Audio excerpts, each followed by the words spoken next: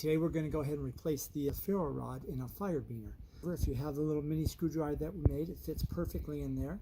To make it a little easier, I use a little eyeglass screwdriver or a little mini screwdriver. You just go ahead and want to take the set screw there and unscrew the set screw, which I've already done here. And then we're going to take a new ferro rod. We're going to put it inside. Go ahead and push that down. We're going to put the spring inside.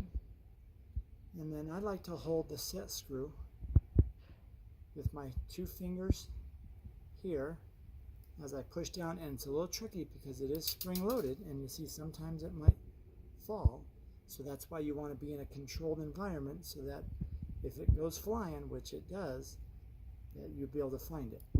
So you want to put that in, hold it with your fingers to keep it safe, and then screw it. Once you get it started with the threads, it shouldn't pop out. And then spark it a couple times to get that edge, and then here you go, and you're good to go. Thank you very much.